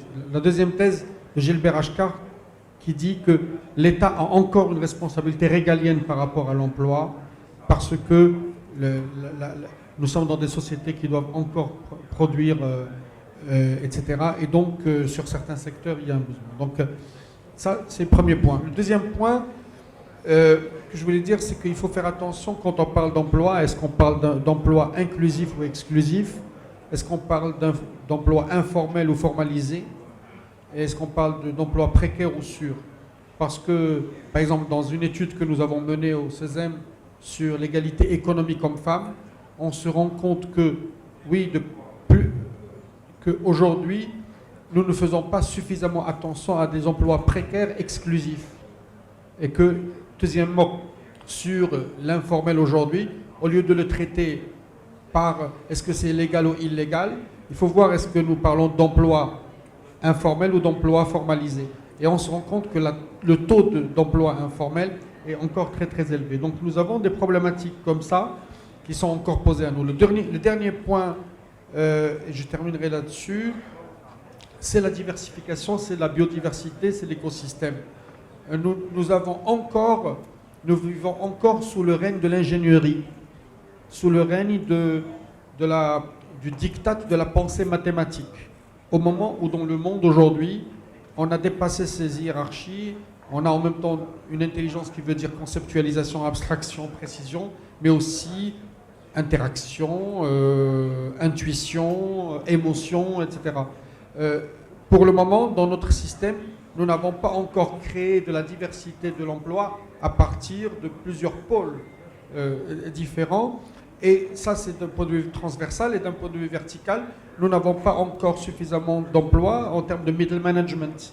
Nous avons peut-être des intelligences qui conçoivent, mais nous n'avons pas la capacité à faire descendre la décision jusqu'à le... Et donc, ça pose la question que vous souleviez tout à l'heure, du middle management et des autres. Voilà, je terminerai sur la question du rapport au privé. Il y a aussi l'auto-emploi, il y a aussi l'initiative privée, l'innovation. Mais là-dessus, nous avons des limites aujourd'hui en termes d'accès au crédit, en termes d'articulation entre l'université et le monde de l'emploi bien avant, incubation et autres mécanismes qui permettent de créer plus de synergie. Voilà. Merci. Merci. Alors, les défis de développement du Maroc de demain, on a parlé de gouvernance, on a parlé de classe moyenne, on a parlé d'éducation, on a parlé d'emploi. On pourrait évoquer d'autres sous-thématiques tellement les défis sont grands. Mais on va passer aux questions que vous pourriez avoir. Donc, ce que je vais faire, je vais en prendre, disons, 5. Et puis ensuite, vous y répondrez tour à tour. Donc,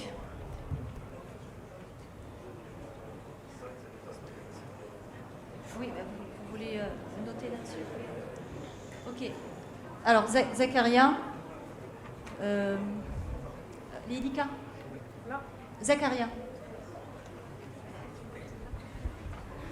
Si vous pouvez vous présenter avant de poser la question, s'il vous plaît. Donc, bonsoir, monsieur le directeur. Bonsoir à tous les invités. Je m'appelle Zakaria Meftah, étudiant en Master 2 Contrôle et Audit. Et au nom de tous mes camarades, je vous souhaite la bienvenue, d'abord dans notre pays et surtout dans notre institut. Et c'est vraiment un honneur de vous avoir aujourd'hui parce que,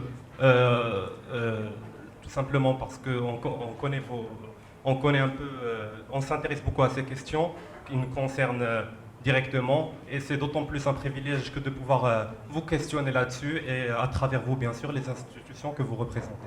Ma question, elle va porter sur l'avenir de nos sociétés qui sont en fait en développement et qui comptent beaucoup sur les forces vives que sont les jeunes, que nous sommes. Et ma question est celle-ci. Que fait la Banque mondiale pour favoriser les jeunes en tant qu'acteurs de cette société? Merci beaucoup. D'accord. Alors, deuxième question. Oui. Donc, bonsoir tout le monde. Bonsoir Monsieur Badré. Je me présente d'abord, je m'appelle Driss Tounzi, je suis étudiant en Master 1 Contrôle Comptabilité Audit. Je tiens tout d'abord à vous remercier de votre présence ainsi que de la qualité de votre intervention. Donc en fait, j'ai deux questions à vous poser. La première, en fait, je voudrais comprendre quels sont les instruments mis en place par la Banque mondiale pour mesurer l'efficacité des politiques que vous menez, à savoir sectorielles, nationales et régionales, mises en œuvre pour les pays à qui vous accordez des crédits. Et ensuite, pour la deuxième question, vu que la Banque mondiale détient un capital humain qui est assez riche en compétences techniques, je voudrais comprendre est-ce que vous avez des outils propres à votre institution, est-ce que vous avez des outils propres de mesure d'efficacité politique? Voilà. D'accord. D'efficacité des politiques nationales.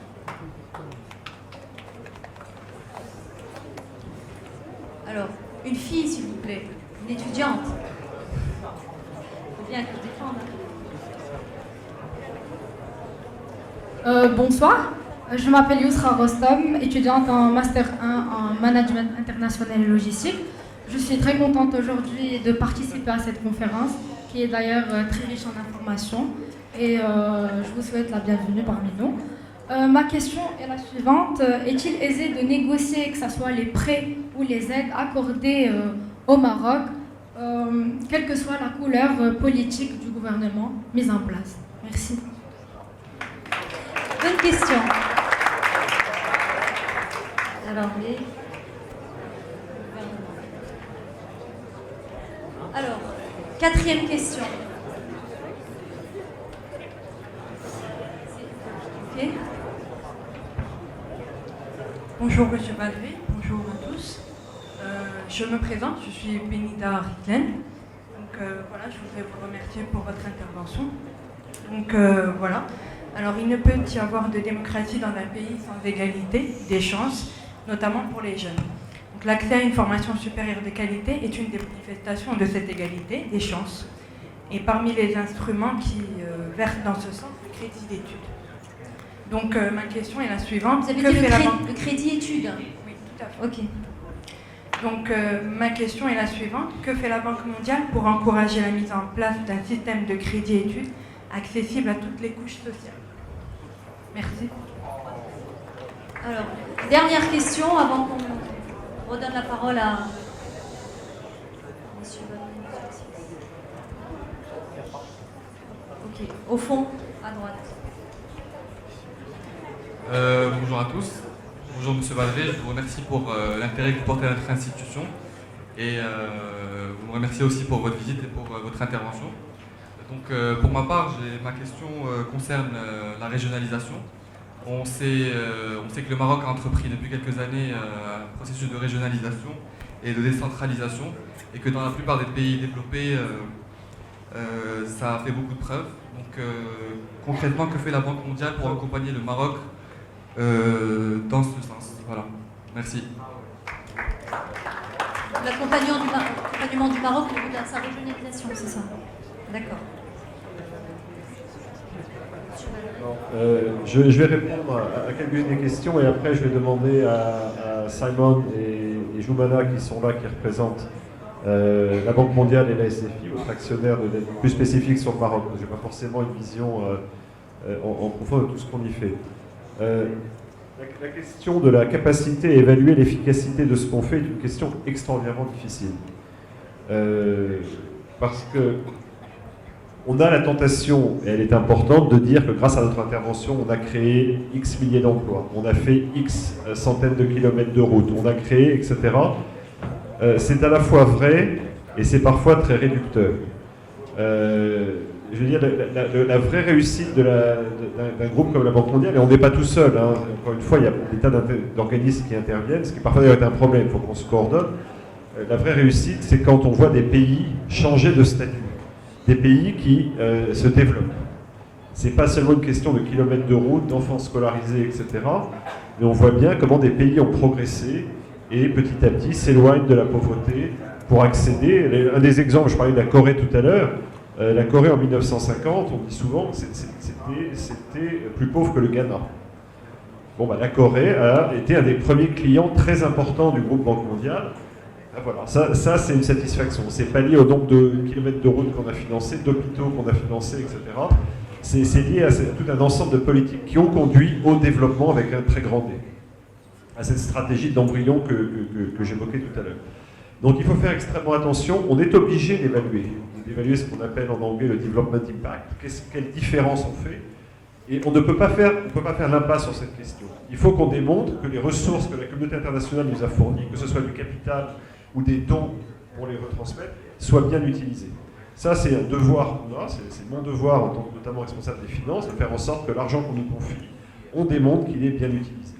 Mais c'est beaucoup plus facile dans une entreprise privée avec un objectif de résultat net ou un prix de l'action, parce que bon, on aime ou on n'aime pas, mais au moins c'est clair. Dans notre environnement, c'est infiniment plus complexe. Parce qu'il faut à la fois qu'on soit profitable, on n'est pas une organisation qui doit créer de la perte, mais il faut aussi qu'on ait un impact sur le développement. Et c'est ça qui rend le métier intéressant d'ailleurs. C'est ça qui rend le métier exigeant, et c'est ça qui rend le métier aussi plus facilement critiquable. Parce qu'effectivement, on n'en fait jamais assez. Dieu sait s'il y a eu des procès de ce qu'on a pu faire. Non pas, je ne cherche pas à nous excuser par avance, mais c'est vrai que c'est un métier difficile. Donc c'est vraiment ce que je veux. Et avec mon passé et ma culture, c'est un des sujets sur lesquels je mets le plus l'accent. sur l'évaluation, le reporting de la performance, qu'est-ce qu'on a fait, comment on l'a fait, qu'est-ce qui a marché, qu'est-ce qui n'a pas marché, etc. Il faut constamment qu'on ait l'exigence de se poser ces questions, non seulement, encore une fois, pour rendre compte à nos actionnaires, mais aussi parce qu'on apprend de nos succès et de nos échecs. On apprend vraiment des succès et des échecs, et c'est vraiment par les succès et les échecs dans un pays donné qu'on peut aider un autre pays. Je prenais l'exemple récemment dans une interview. On a beaucoup travaillé avec le Brésil sur un programme qui a fait beaucoup parler de lui, qui s'appelle Bolsa Familia, qui est un des programmes majeurs au Brésil de réduction de la pauvreté, par lequel le gouvernement a mis en place ce qu'on appelle les conditional cash transfer, où on donne de l'argent aux plus pauvres en échange d'engagement de ces personnes à accéder à l'éducation ou à la santé. Ça a vraiment développé la classe moyenne au Brésil. Il y a d'autres problèmes autour de l'économie brésilienne, mais celui-là a été bien traité. Et ce qu'on essaye, c'est d'adapter ce programme à certains pays d'Afrique. Ça, c'est extrêmement intéressant. Ça a de la valeur. Et il faut que constamment, on arrive à aider le monde à s'entraider. C'est pas seulement, pour parler un langage ancien, le Nord qui dit au Sud comment faire, de manière extrêmement prescriptive, c'est aussi tirer les leçons de ce qui a pu être fait à droite et à gauche, les succès de la Chine, comme les échecs, les succès du Brésil, comme ses échecs, etc., etc. Ou la Corée, pour prendre l'exemple que je mentionnais tout à l'heure. Donc ça, pour moi, c'est central, c'est difficile, il faut surtout pas ne pas regarder la question. Il faut la traiter en permanence, mais avec une certaine humilité, parce que c'est une question qui est difficile. Alors, vous posez la question de la couleur politique. Vous la posez, je pense, avec un regard marocain. Je vais vous dire quelque chose qui ne va peut-être pas vous faire plaisir, qui est toujours un sujet très compliqué. Nous sommes, par les articles qui ont été adoptés par la communauté internationale en 1944, ça fait 70 ans que le FMI, la Banque mondiale, existe, une organisation apolitique. Ça veut dire qu'on ne regarde pas le régime politique, et on regarde les citoyens. C'est pas parce qu'on est pauvre sous une dictature qu'on est moins respectable qu'un pauvre dans une démocratie. Alors c'est très compliqué à gérer, parce que souvent il y a une confusion. Et encore une fois, je suis très caricatural, en opposant dictature et démocratie, il y a beaucoup de nuances entre les deux. Mais c'est très important et on ne peut pas rentrer dans ce débat. On ne peut pas rentrer dans ce débat, ça n'est pas dans nos statuts. Et donc, c'est vrai que ça crée parfois des ambiguïtés. C'est vrai que c'est parfois compliqué, mais notre métier n'est pas d'entrer dans une discussion avec tel ou tel parti politique. On peut en revanche dialoguer avec tel ou tel parti politique. Et c'est même plutôt d'ailleurs évidemment respectable et intéressant, y compris quand un parti est dans l'opposition, qu'on travaille avec le gouvernement, etc. Ça pose aucun problème. Mais il faut faire attention, la limite, elle est ténue, elle est difficile, mais il faut l'avoir à l'esprit. Alors, ça ne veut pas dire qu'on ne traite pas les questions qu'on a abordées tout à l'heure, de gouvernance, de société civile, d'engagement avec les ONG. On a toute une série de choses que parfois on nous reproche parce qu'on nous dit c'est très lourd, c'est très inefficace, etc. On a toute une série de standards internationaux en matière environnementale, en matière sociale, sociétale. On n'est pas censé déplacer des populations contre leur plein gré, on n'est pas censé ruiner la biodiversité, on n'est pas censé favoriser le travail des enfants, etc. etc. Ça va sans dire, mais ça ne va pas mieux en me disant, et ça c'est un point très, très important. Mais encore une fois, nous ne sommes pas une organisation politique. Pour le reste, je ne sais pas si Simon ou Jumana voulaient répondre sur ce qu'on fait en faveur des jeunes, ce qu'on fait sur la régionalisation et le crédit études.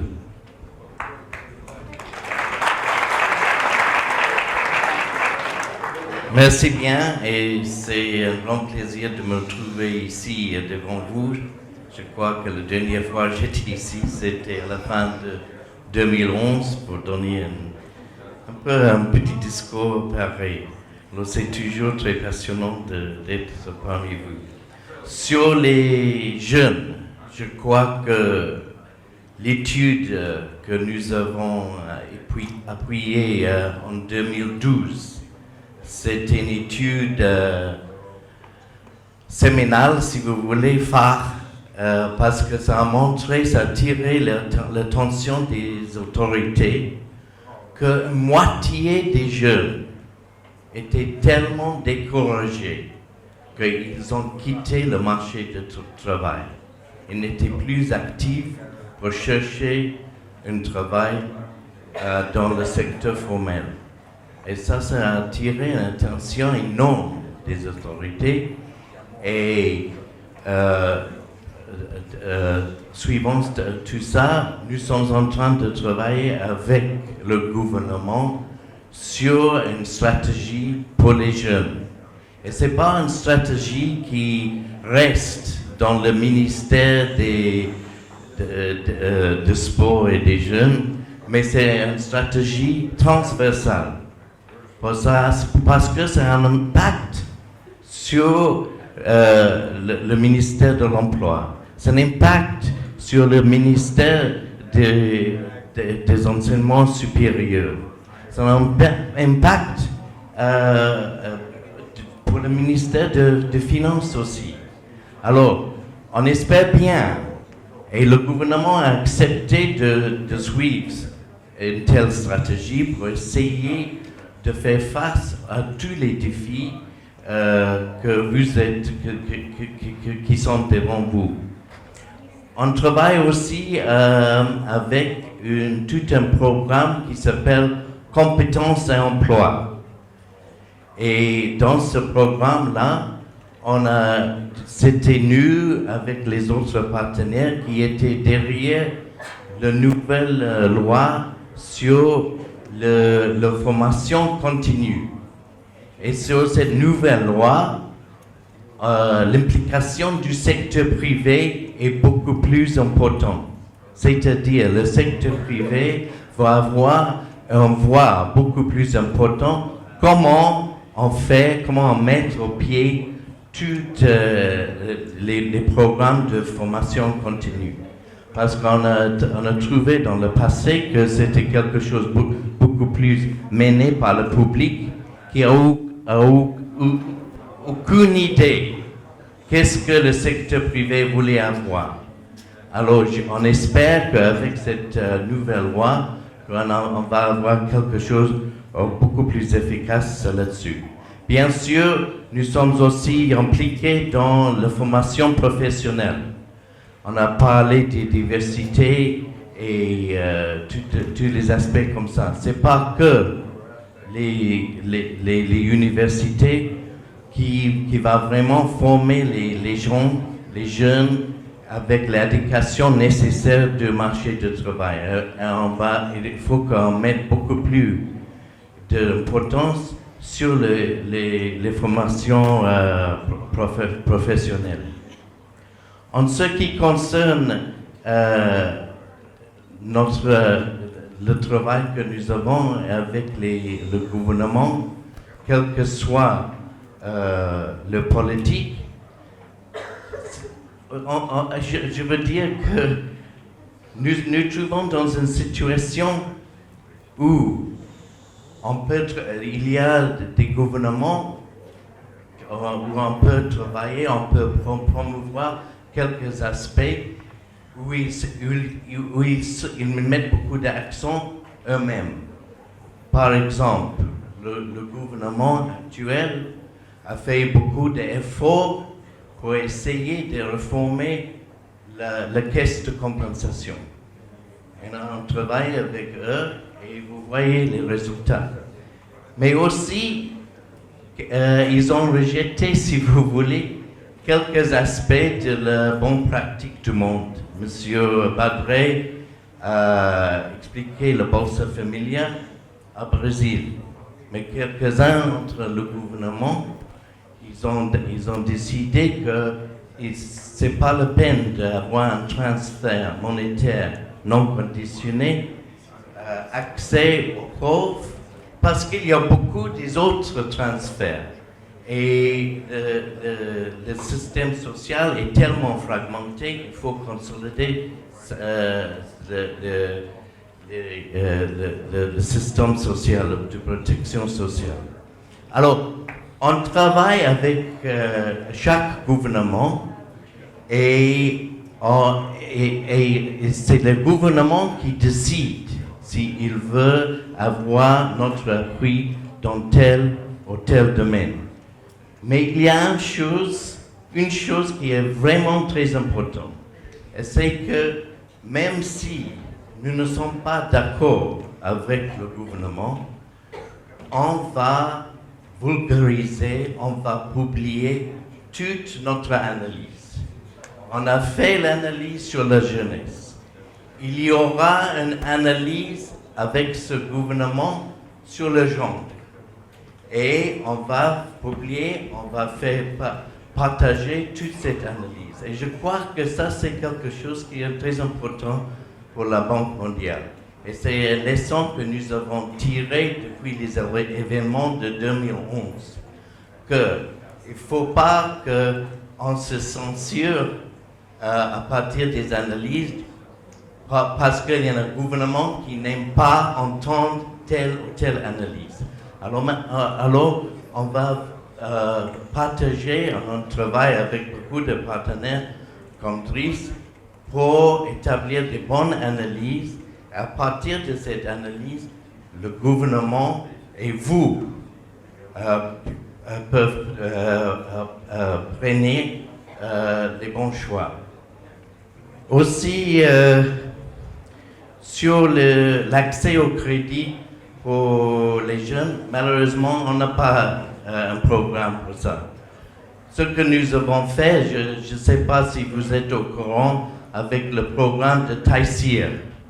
Ça, c'était un programme qui bénéficiait les ménages les plus pauvres dans quelques régions géographiques pour assurer que les étudiants viennent chaque jour à l'école.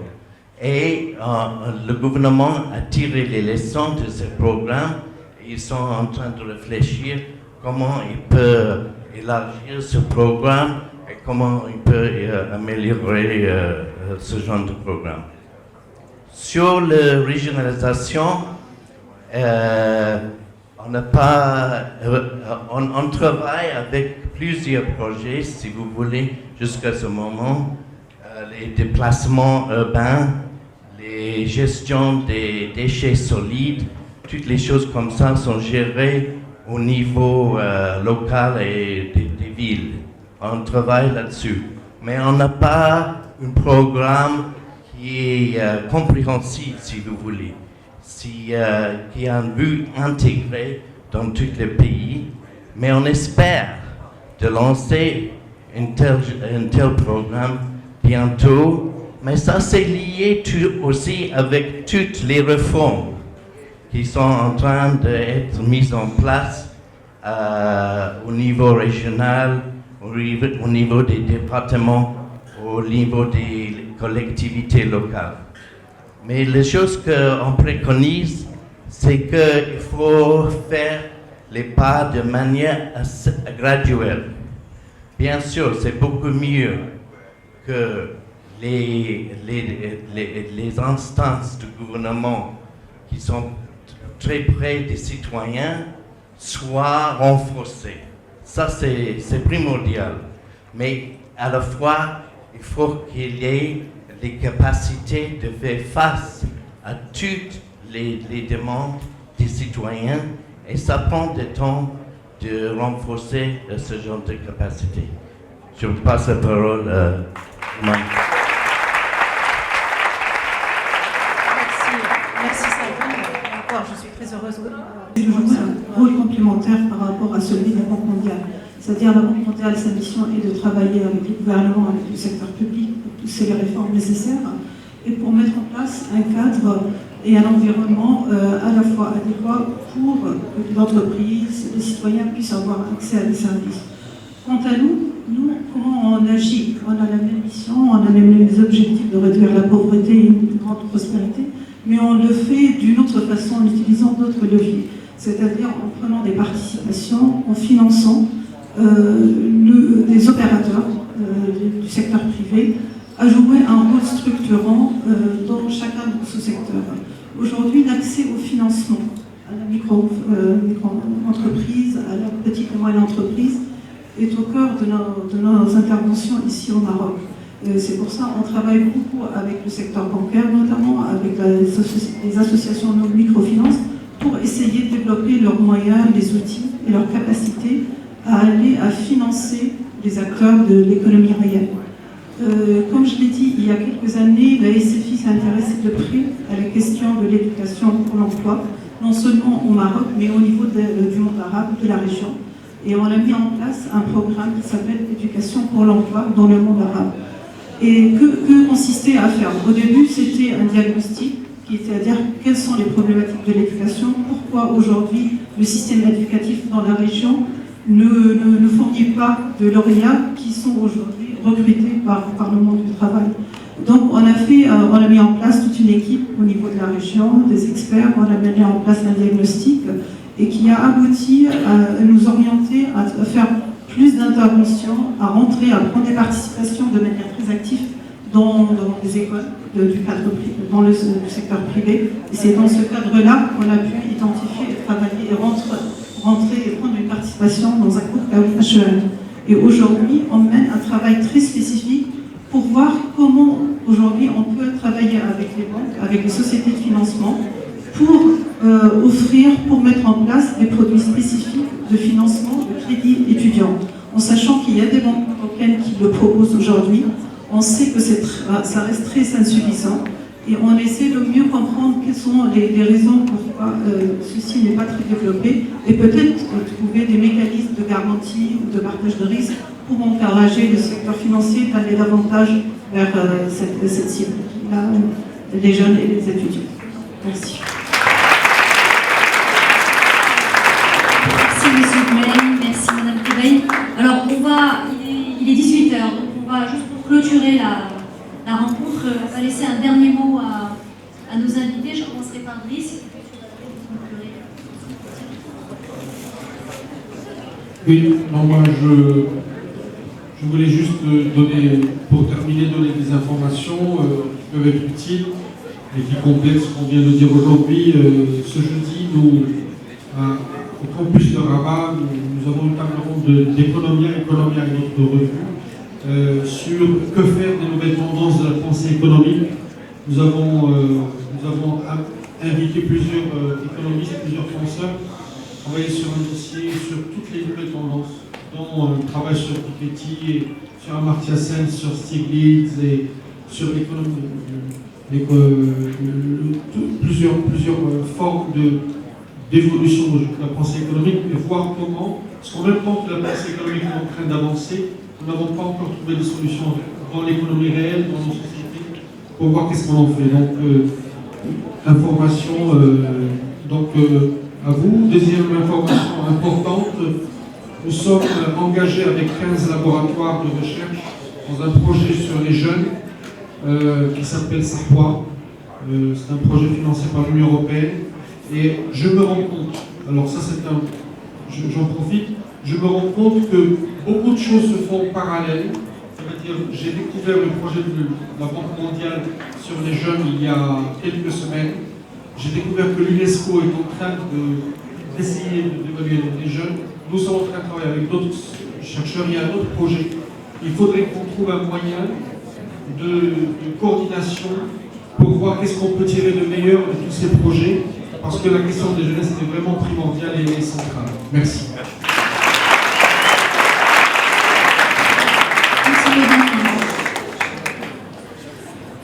Non, j'ai plusieurs mots de la fin. Le premier, c'est que soyez conscients de votre chance. Vous avez 20 ans à une période extraordinaire. Alors, évidemment, on peut jouer à se faire peur, mais je vous encourage à toujours voir le verre à moitié plein et pas à moitié vide. C'est une bonne hygiène de vie. Personne ne sait ce qui va se passer au XXIe siècle et c'est tant mieux. Mais je pense qu'on vit à un moment du monde où vous, cette génération au Maroc, vous avez une chance incroyable. Même si on peut parfois douter.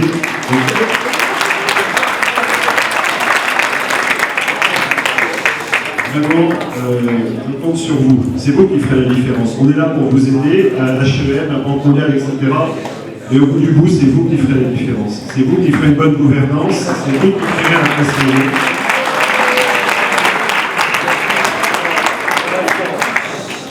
Ça, c'est mon premier message.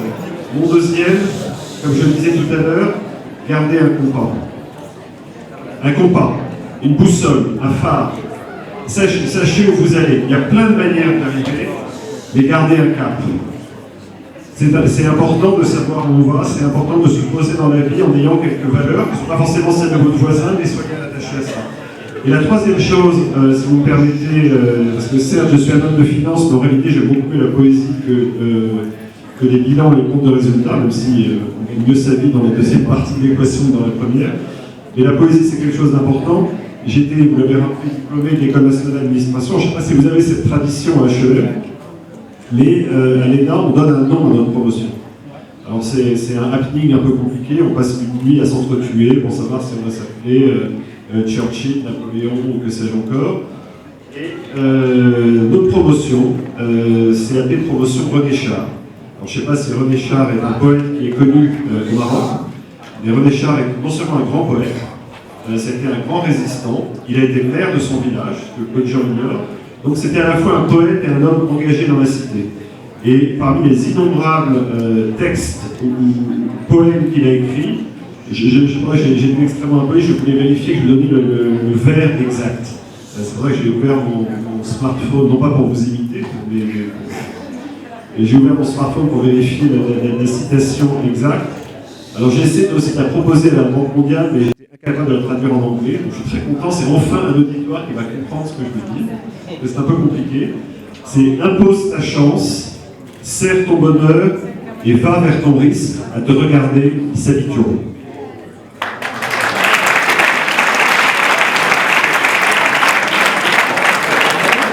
Je crois qu'il n'y a pas grand-chose à ajouter.